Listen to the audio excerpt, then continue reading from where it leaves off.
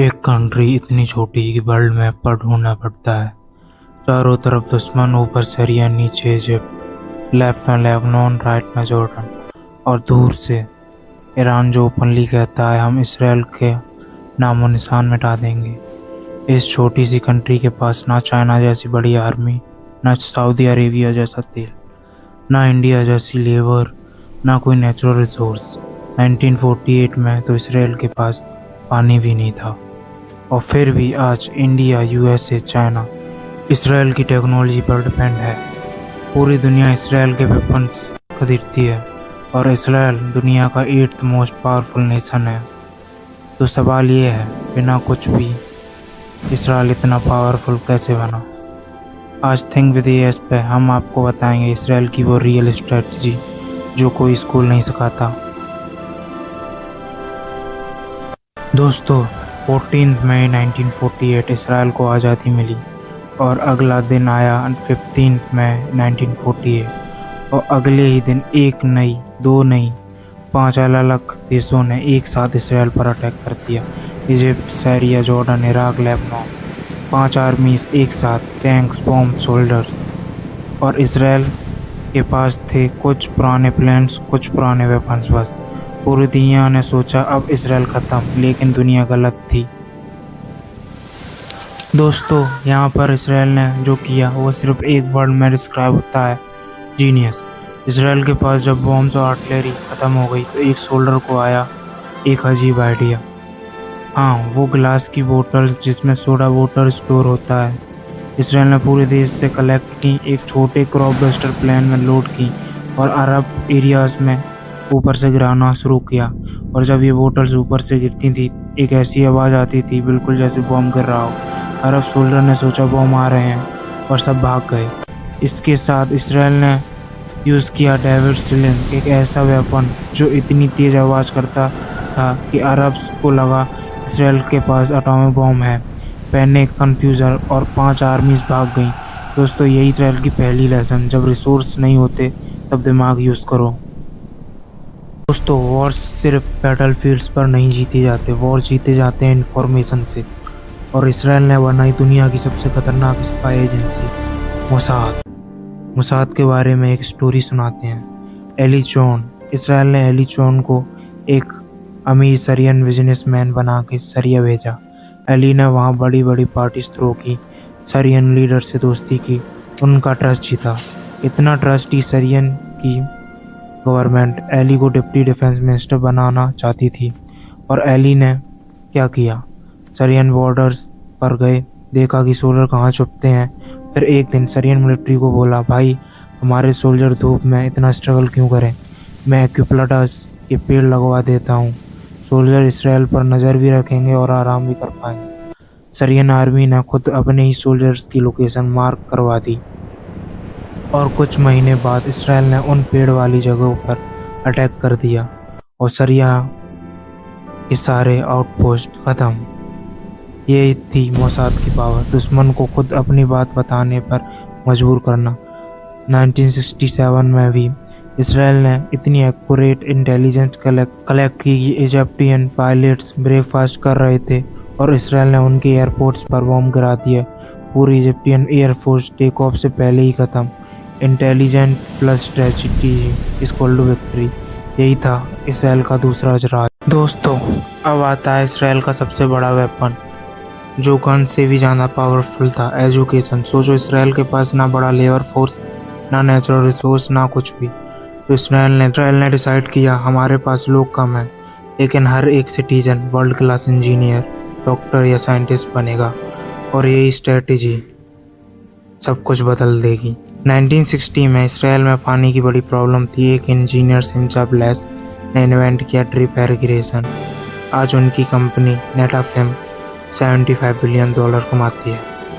एक Israeli scientist ने stomach pen solve किया, बनाई पिल कैमरा, एक छोटी सी कैमरा पिल जो आप निगल लेते हैं और वो अंदर जाके पूरा मेडिकल स्कैन कर देती है। आज ये पूरी दुनिया के हॉस्पिटल्स में यूज़ होती है। कार्स। मॉडर्न कार्स में जो सेल्फ ड्राइविंग टेक्नोलॉजी है वो इसराइल की कंपनी मोबाइलिया ने बनाई। इतनी पावरफुल की इंटेल ने इसे डायरेक्टली 15.3 बिलियन में एक्वायर किया है। दुश्मनों के रॉकेट से बचने के लिए इसराइल ने यूएस के साथ मिलकर बनाया आयरन डोम, दुनिया का सबसे बड़ा एडवांस्ड एयर डिफेंस सिस्टम जो आने वाले रॉकेट्स को हवा में ही तोड़ देता है। दोस्तों, ये सब हुआ क्योंकि इसराइल ने अपना लोगों में इन्वेस्ट किया। ह्यूमन कैपिटल सबसे बड़ा कैपिटल होता है। दोस्तों, 1990 में सोवियत यूनियन कोलैप्स हुआ और वहाँ से 1 मिलियन जूस माइग्रेट करके इसराइल आ गए।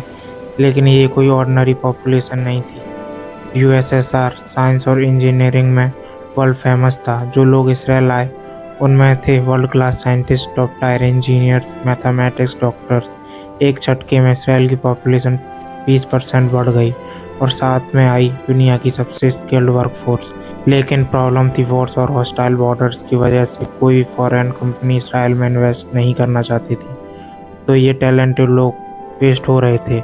इसराइल की गवर्नमेंट ने किया एक मास्टर स्ट्रोक, योजमा फंड 1993।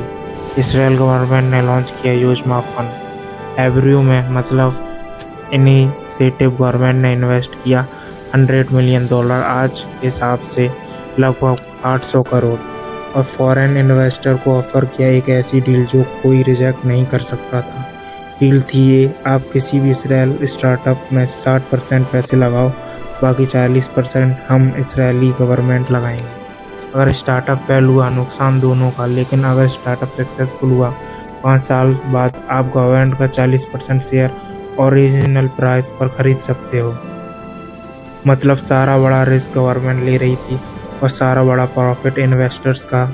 बिल्कुल ऐसा जैसे इंडियन गवर्नमेंट ने किसी को कहा आप फ्लिपकार्ट और जोमेटो में पैसे लगाओ, रिस्क हम लेंगे, प्रॉफिट आप रखना। और ये सुनते ही अमेरिकन, यूरोप, जापान के टॉप वेंचर कैपिटलिस्ट इसराइल आ गए। रिजल्ट, योजना फंड की मदद से 160 से ज़्यादा स्टार्टअप को फंडिंग मिली। ये स्टार्टअप्स आगे जाके करोड़ों में बिकी, जैसे बायोसेंस जो जॉनसन एंड जॉनसन ने $500 मिलियन में खरीदा, और आज इसराइल को पूरी दुनिया स्टार्टअप नेशन कहती है। दोस्तों, इसराइल की इस पूरी कहानी से थिंक विद एएस पे आज हम सीखते हैं 3 बड़ी चीज़ें। पावर से रिस्पेक्ट मिलती है। जियोपॉलिटिक्स में कोई परमानेंट दोस्त नहीं होता, कोई परमानेंट दुश्मन नहीं होता, सिर्फ पावर होती है। जब इसराइल वीक था किसी ने सपोर्ट नहीं किया, जब इसराइल पावरफुल बना पूरी दुनिया इसराइल की सुनते हैं। इंडिया को भी पहले खुद पावरफुल बनना होगा। लेसन 2, ह्यूमन कैपिटल सबसे बड़ा कैपिटल है। इसराइल के पास ना तेल था, ना पानी था, ना रिसोर्स थे, सिर्फ लोग थे, और उन्हीं लोगों से इसराइल ने वर्ल्ड पावर बनाया। हमारे पास 140 करोड़ लोग हैं, लेकिन अगर हम एजुकेशन में इन्वेस्ट नहीं करेंगे तो ये लोग ऐसे नहीं बर्डन बन जाएंगे। लेसन 3, लेवरेज बनाओ। इसराइल ने अपना लेवरेज बनाया, अपने इंजीनियर और साइंटिस्ट से, अपने इन्वेंशन से, अपनी टेक्नोलॉजी से। इंडिया के पास तेल का कुआं नहीं, लेकिन इंजीनियरिंग टैलेंट है, और ये टैलेंट सिर्फ सर्विस कंपनीज में नहीं, इन्वेंशंस में लगा। तो इंडिया भी अपना लेवरेज बना सकता है, बिल्कुल ताइवान और इसराइल की तरह। दोस्तों, इसराइल के लेसन है, एक छोटा सा देश जिनके पास कुछ नहीं था, उसने पूरी दुनिया को सिखा दिया कि सोच से नहीं, दिमाग से इंसान और देश बड़ा बनता है। यही थिंक विद एएस का मैसेज है। सोचते रहो, सीखते रहो, बढ़ते रहो। अगर आज की ये स्टोरी आपके काम आई तो सिर्फ 3 काम करो। लाइक करो इस वीडियो को, सब्सक्राइब करो थिंक विद एएस को, क्योंकि हर हफ्ते आती हैं एक ऐसी स्टोरी जो आपकी सोच बदल देगी। कमेंट में बताओ इंडिया को इसराइल से क्या सीखना चाहिए। मैं हर कमेंट पढ़ता हूँ। मिलते हैं अगली कहानी में, तब तक थिंक विद एएस के साथ सोचते रहें।